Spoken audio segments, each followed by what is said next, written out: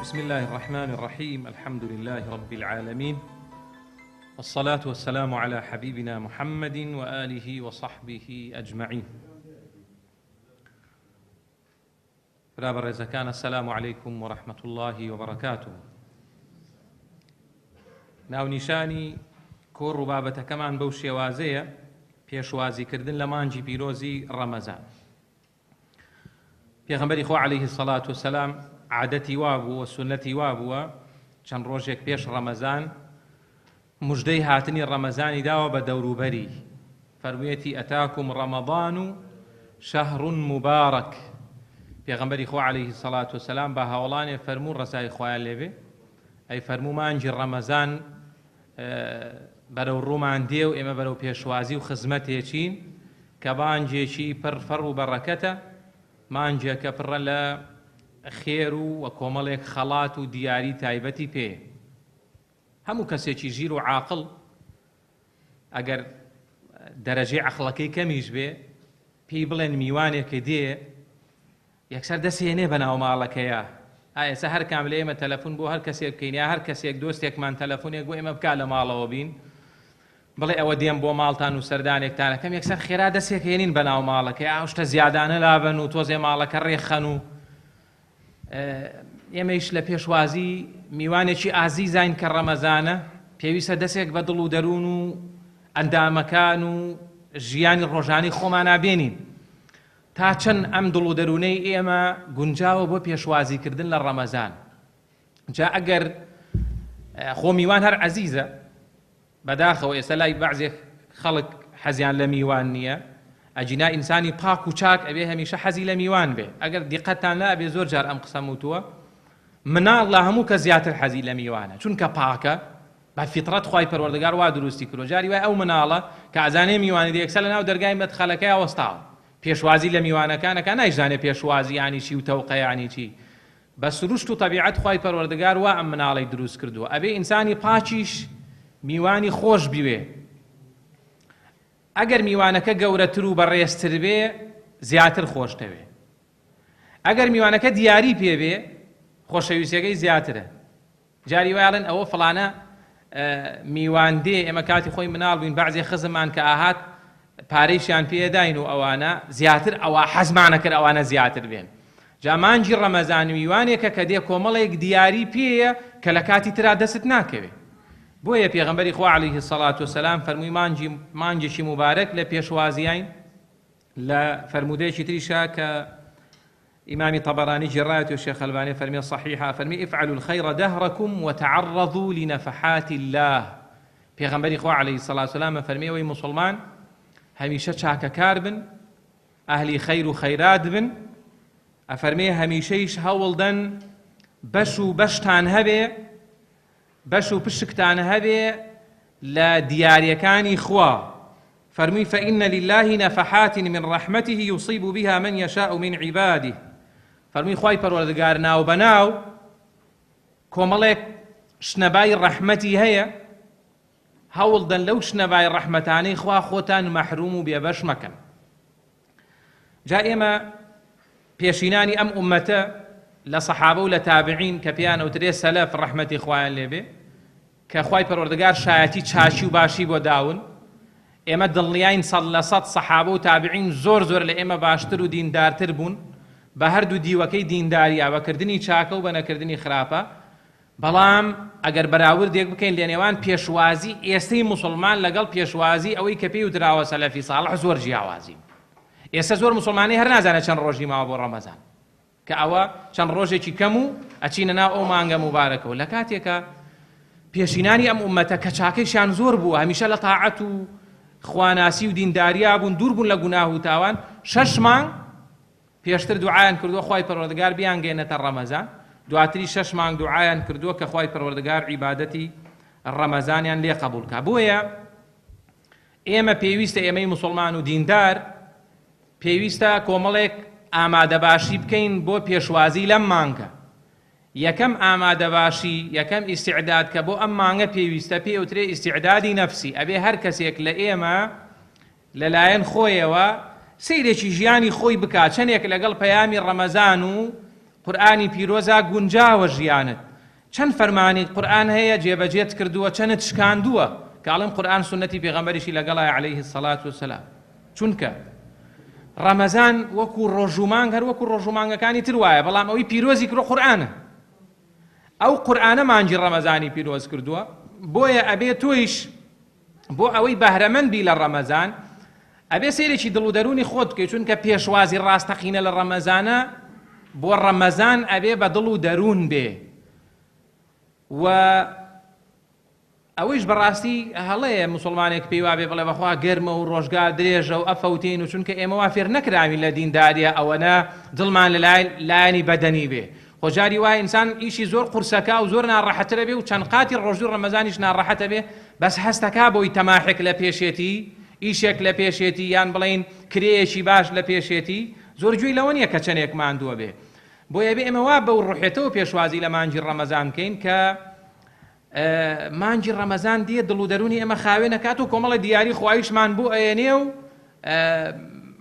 لەگەڵ ئەوەیشا کە ئەوەی کە لە یان زەمانەکەی ترا کردومانە ئەگەر باش مامەڵە لەگەڵ ڕەمەزانە بکەین باش خۆمان ئامادە بۆ ڕەمەزان بکەین خۆمان ئامادە بکەین بۆ مانگی ڕەمەزان ئەو هەڵەوکەم و کورتیانەی پێشووتریشمانە بە بۆیە گرنگە ئێمە لە سەروبەندی چوونە ناو ڕەمەزانە یەکەم شت سەیرێکی دڵ و دەرونی خۆمان بکەین بزانین ئایا دڵمان نەخۆش نییە خۆی گەورە لە قورئانە باسی دوو جۆر نەخۆشیەکە کە تووشی دڵی مسلمان ئەبێ مسلمان هەمیشە بەردەوام زۆر لە خواوە نزیک بێ زۆر دوعا بکە خوا بیپارێزێ لەم دووشتە یەکیان پێوترێ شوبوهات و گومانەکان کە لە قورئانە باس کراوە لە سەرەتای سوورەی بەقەرە یەکیان پێوترێ شەهەوات و حەز و ئارەزوەکان شەیتان لەم دوو ڕێیەوە هەوڵەدا دڵی ئینسان داگیر بکە طبعا دڵی ئینسان قەڵایەتی قەڵای ئینسان بریتێ لە دڵ و دەرونی شەیتان هەوڵەدا لەم دوو ڕێگەیەوە گومانی بۆ دروستکە هەزاران گومان کە زۆر جار باسمان کردووە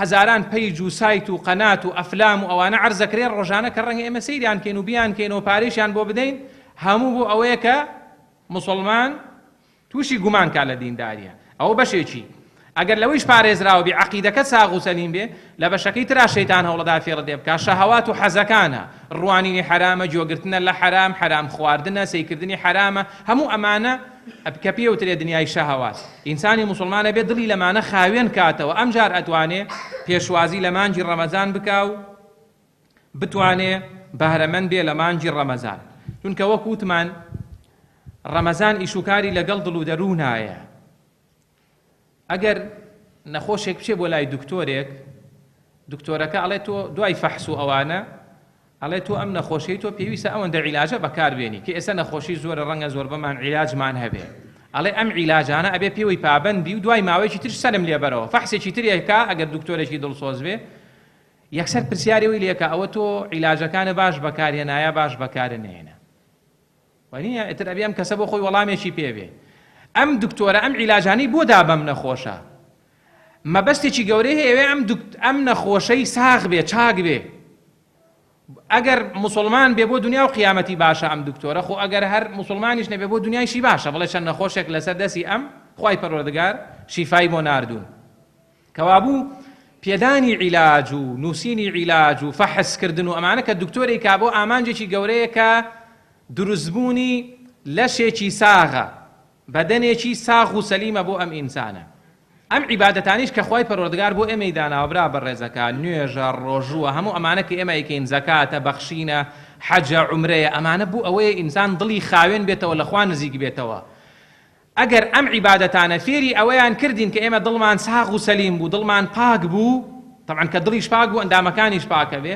ئەوە ئەو کاتێ ئێمە نەخۆش نین دینداریەکەمان باشە و موسڵمانی باشین بەڵام ئەگەر وان هەبوو ئەو نەخۆشین پێویست بەوا کە عیلاجەکان بگۆڕین کە ئەڵێم عیلاج بگۆڕین مانایەوە نیە نوێژ بگۆڕین شێوازی نوێژەکەت بگۆڕە جاری وایە دکتۆرێک ئەزانێ ئەم نەخۆشەی ئیسفادەی لەم حەپە نەکردو حەپەکەی بۆ ئەگۆڕێ ڕەنگە بۆی بکا بە شتێکی تر یا شێوازی بەکارهێنانەکەی بۆ ئەگۆڕێ ئێمەشەوە تا نوێژەکا و حرامە خوا و حرام ئەڵێ و تاوان ئەکا و قسەی خراپەکا و شتی سەیر و سەمەرە لە موسڵمان و نوێژ خوێنەکانە بینین وانە ئەوە هۆکارەکەی چی ئەوە ئیسفادەمان لەو عیلاجە نەکردووە کە خوای پەروەردگار بۆی داناوە هێشتا دڵمان نەخۆشە ئەبێ ئەم دڵە خاوێن بکەینەوە فرسەتێکی گەورە لە پێشمانە کە مانگی ڕەمەزانە زۆر فرسەتە لە ئێستەوە هەنگاونین بۆی ڕابین لەسەر ڕەمەزان.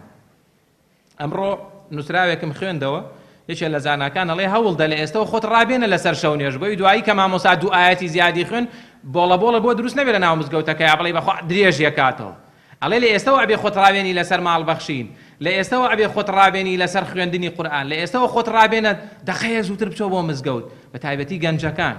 ئەزانن خەریکە زۆربەی مزگەوتەکانمان وەکو هەشتاکانی لێبێ، لە هەشتاکانە گەنج لە ڕووی نهات بچێ بۆ مزگەوت، لەبەرەوەی عیب و خەڵک بچێ بۆ مزگەوت، فکرەیەکی مارکزی و ئەوانە زاڵ بوو بەسەر خەڵکە، گەنج و خوێن و ئاروانە ناچون بۆ مزگەوت. لە دوای نەوەتەکان بۆ سەرەوە مزگەوتەکان گەرم و گوڕ بوو، خەڵکی خوێنەوار و ڕۆشنبیر و ئەوانە ڕویانەکردە مزگەوت. ئەزانن ئێستا مزگەوتەکان بەس بۆ فەرزەکان جاری وایە خەڵکی خوێنەوار وانە دێ. ئێستا زۆربەی فەرزەکانی و تاقیکەنەوە چارەکێ پێش نوێژ بچن کە مەفروزە ئینسان کە ئیشی نەبێنی و سەعات پێش نوێژ لە مزگەوتەکە بێ و دوعایەک بکە و تۆزێک بپارڕێتەوە لە خوا و سوژدەیەک بەرێ و 5-6 دقە دوعا بکە، بزانە چۆن دڵت خۆشە بێ. بەس تۆ لەسەر مۆبایل و فەیسبووکەکەتی و لەسەر تەلەڤیزۆنەکەی هەتا ئەڵەی بانگەی شەدا ناچی بۆ مزگەوت، ئەڵەی 10 دقەیتر قامەتەکە. ئەمە وەکو پێویست چێژ لەو عیبادەتە نابینی، وەکو پێویست ئیسفادە لەو دەرمانە نەکرد کە خوای پەروەردگار بۆ دانای، بۆیە ئەبینی دڵیش نەخۆشە. وەکوتمان ئەبینی شتی سەیر و سەمەر لە نوێژ خوێن و موسڵمان ڕۆدا، ئەمە دڵەکەی پێویستی بە خاوێنکردنەوەی. بۆیە ئەبێ ئێمە لە ناخمانەوە دەست پێ بکەین بۆ پێشوازی مانجی ڕەمەزان.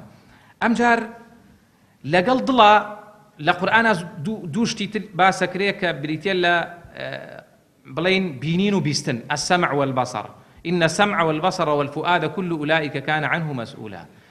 هەموو مرۆڤێک برابر ڕێزەکان، هەموو مرۆڤێک تەمەنی گەیشتە 15 ساڵ، هەیە پێش 15 ساڵیش باڵغە بێ، تەمەنی گەیشتە 15 ساڵ، سەیری هەر شتێک بکە، جۆ لە هەر شتێک بگرێ، بیر لە هەر شتێک بکاتەوە، عقل و مێشکی لە هەر شتێکا سەرف کە لەو دنیا خوا پرسیاری لێکە. ئەوە ئاەتی قورئانە، إن السمع والبصر والفؤاد كل أولئك كان عنه مسؤولا. خوا فەرمێ بێگومان ئەم سیانە پرسیاریان لێکرێ لە ڕۆژی قیامەتە.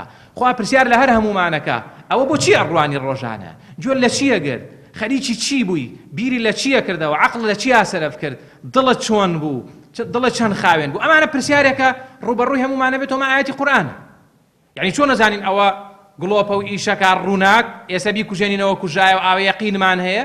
یەقینتان بێ ئەمە پرسیارێکە لە هەمومانە کرێ، هەموویشی تۆمار کراوە لەسەرمان، کەس ناتوانێت پێچەوانەی ئەوە بڵێ.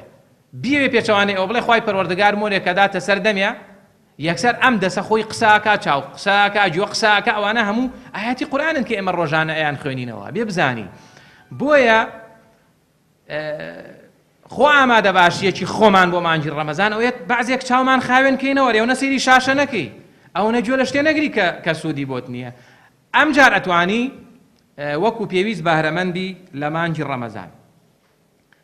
لەگەڵ ئەمەیشە پێویستە ئینسان ئاگای لە ورجیشی بێ، بزانێت کاسبەکەی چییە، چی ئەکاتە ورجیەوە، چی پێیاکا بۆ ماڵ و مناڵی. ئەمە ئیستیعدادە نەفسیەکە بەم شێوازە ئەبێ کە پێغەمبەری خوا عەلەیهی السەڵات وسەلام ئەمەی ناوناوە حەق الحەیا، فەرمێتی موسڵمانان شەرمی تەواو لە خوا بکەن. هاوڵان فەرمیان یا ڕەسوڵ الله عەلەیهی السەڵات وسەلام هەمومان شەرمەکەین لە خوا. فەرمی نا، شەرمی تەواو ئەوەیە سەر و دەوروبەری سەرت بپارێزی، ئەمجا فەرمووی ورگ و دەوروبەرجی ورگت بپارێزی، بیری مردن و قەبر و قیامەتت بێ، و هەر کەسێک ژیانی دوار ڕۆژی بێوێ بێگومان جوانیەکانی دنیا فریوی نادا و هەڵی ناخەڵەتێنێ. هەر لەم خاڵی یەکەمەیە کە پێویست ئیستیعدادی نەفسی، پێویستمان بەوەیە کە تەوبەیەکی ڕاست و دروست بکەین و ڕوو بکەینەوە خوای پەروەردگار. یعنی معقول نییە کەسێکی موسڵمان لە پار شەوالەوە، یعنی ئەم 11 مانگە دەنوێژی بەیانیان لە مزگەوتان نەبوو بێ، ئەم 11 مانگە خوێنەوارە و تەلەفوزی باشە و بێکێشەیە و قورئانی جوان لە بەردەستیە، دوو ختمی قورئانی نەکرد بێ کە ئەڵێ نەبێ هەموو خوێنەوارێ لای کەمی مانگی جارێ ختمەیەکی قورئان بکە. ئاهلی دین و خوێنەوار و مسلمانی وا هەیە لە ڕەمەزانەکەی ترەوە کە قورئانی پێوەداوتر سەیری قورئانی نەکردو. ئەمانە هەموو کێشەن بۆ دینداری ئینسان. ئەمانە پێویستیان بە تەوبەکردنە، ئینسان تەوبەیە بکە، ڕوو بکاتە خوا بۆی خوای پەروەردگار یارمەتی بدا بەهرەمەند بێ لە مانجی ڕەمەزان. دواتر چاوردکردنەوەیەکی باش بە ژیانی ڕۆژانەی خۆتا، هیچ کەسێ وەکو خۆی ناناسێ. ئێستا خۆ من ناتوانم بڵێم کاک فلان کەس و کاک حاجی و مامۆستای فلان و کاک دکتۆر تۆ بێ سەر لەبەری ژیانت هەمووی پێت بڵێم غەڵەتەکانت چییە، چونکە کەس وەکو کەس خۆی ناناسێ. یعنی هەر کەسێک مامۆسای خۆیەتی ئەزانێ نەقسەکەی چێ. ئێستا من خۆم ئەزانم لە دینداریان نەقسم چێ، تویش هەروە و هەمومان هەروە. بۆیە ئەبێ ئینسانی بیرێک بکاتەوە بزانێت لە کوێی دینداریایە و چی شتێکیە پێچەوانەی پەیامی مانگی ڕەمەزانە، پێچەوانەی قورئان و سنەتی پێغەمبەر عەلەیهی السەڵات وەسەلام. ئەبێ خۆی لێ خاوێن کاتەوە ئەم جار ئەتوانێت پێشوازی لە مانگی ڕەمەزان بکە. ئەمە پێی وترا ئیستیعدادی نەفسی کە ئەمە زۆر گرنگە و هەمومان پێویستمان پێێتی بۆ ئەوی کە بەهرەمەند بین لە مانگی ڕەمەزان. چونکە پێغەمبەری خوا عەلەیهی السەڵات وەسەلام فەرمووی شەقی عەبد أدرك رمضان فانسلخ منه ولم يغفر له، رواه البخاري. پێغەمبەری خوا عەلەیهی السەڵات وەسەلام فەرمووی بەدبەختترین کەس ئەو کەسەیە مانگی ڕەمەزان بەسەریا بێ و کارێک نەکا خوای پەروەردگار لێی خۆش بێت.